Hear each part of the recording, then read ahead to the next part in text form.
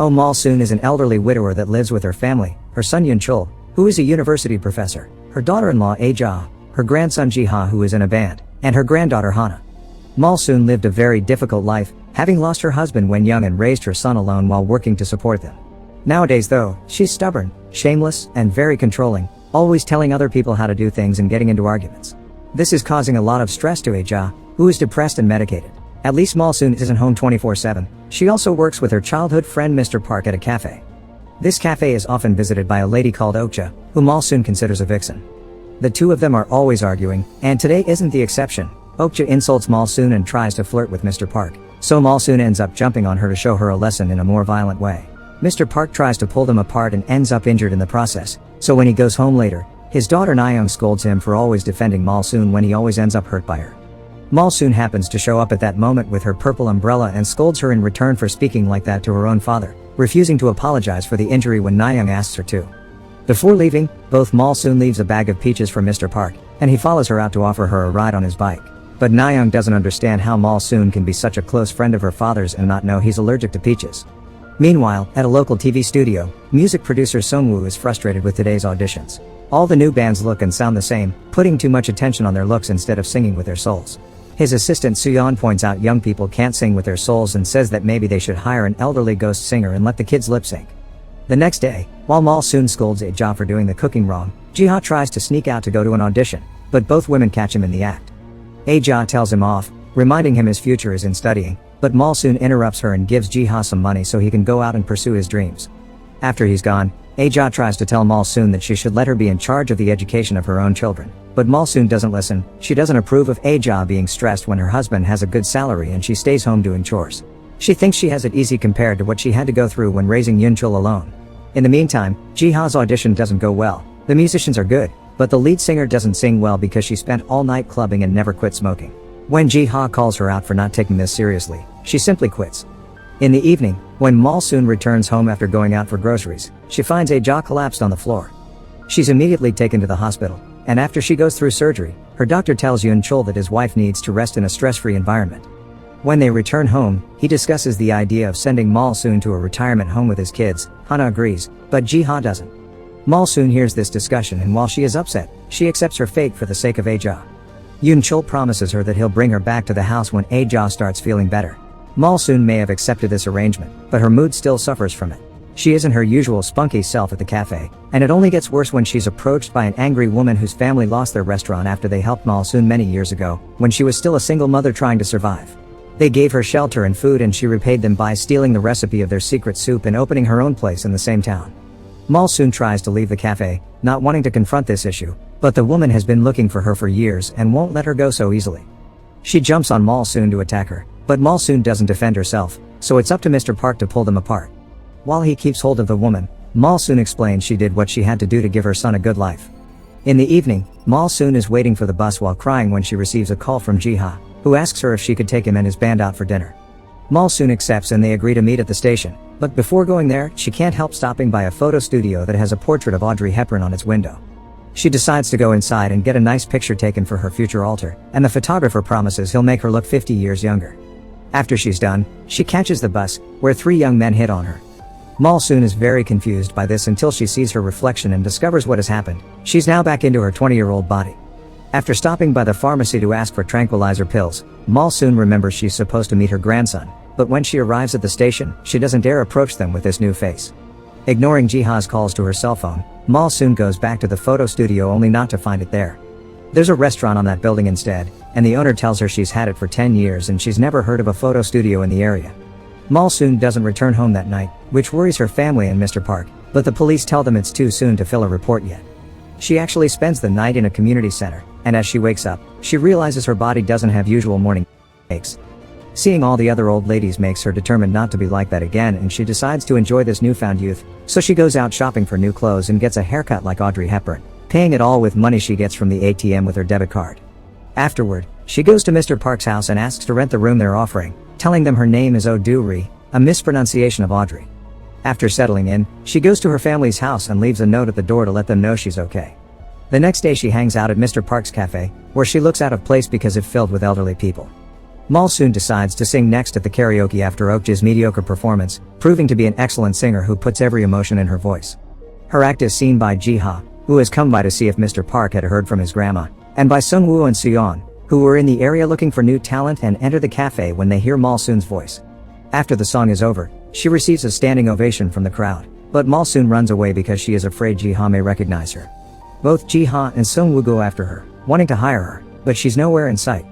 Later in the evening, when Jiha visits Mr. Park at his house, he finds Malsoon there as well and takes the chance to invite her to go out for a drink. Jiha offers Malsoon for her to be the new vocalist of his band, and because it hurts her to see her grandson so sad, Malsoon accepts. The next day, Malsoon meets Jiha's band and is terrified by their metal music and looks. She thinks it's all noise and what they should be singing is more a cheerful tune.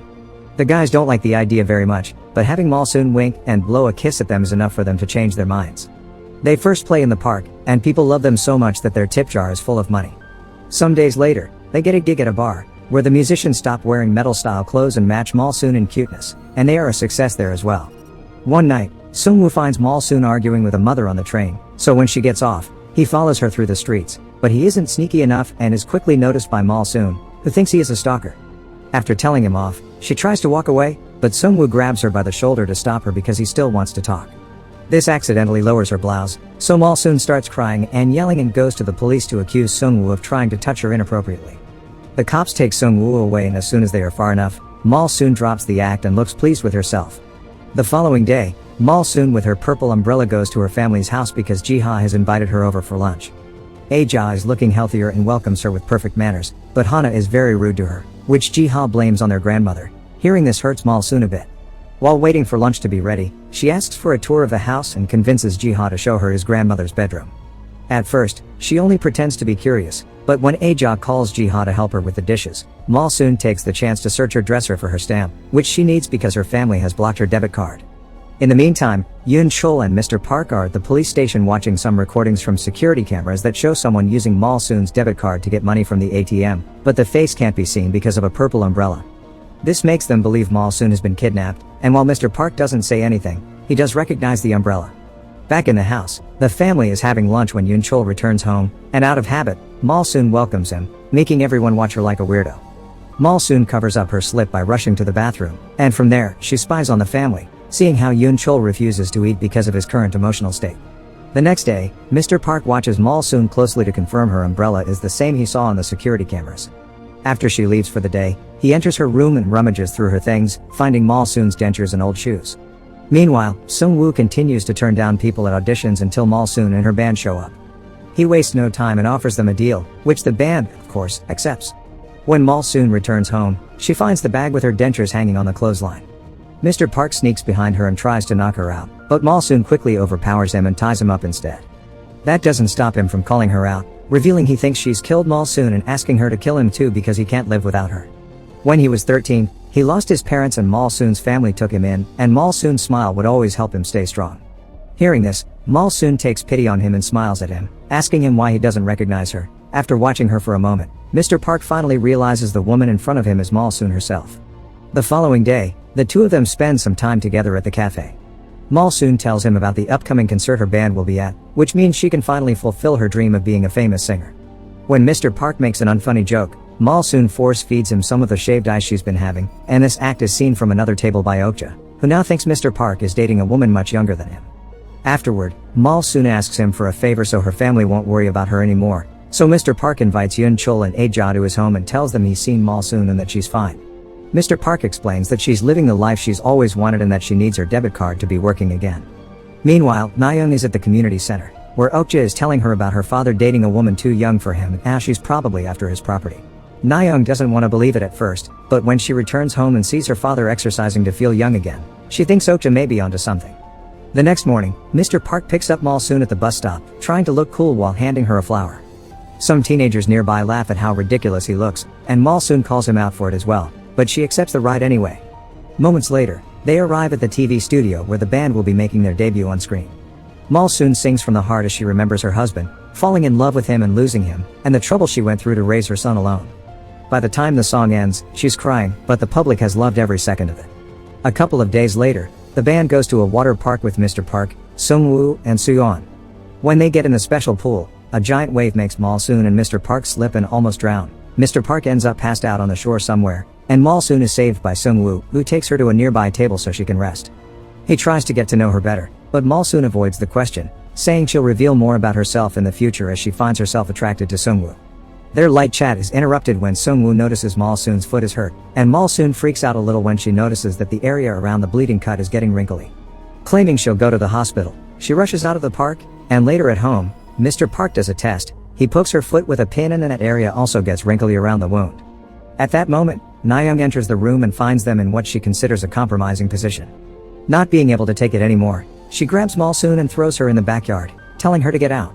Mr. Park defends Malsoon and ends up arguing with his daughter, making her cry, so Malsoon decides to leave not to cause any more trouble. Mr. Park wants to go after her, but Nayoung grabs him and doesn't let him go. The next day, Mr. Park is so worried about not hearing from Malsoon that he goes to see Yoon Chol and tells him the truth. However, Yoon Chol doesn't believe him and thinks he's suffering from dementia or depression, so he tries to call a doctor.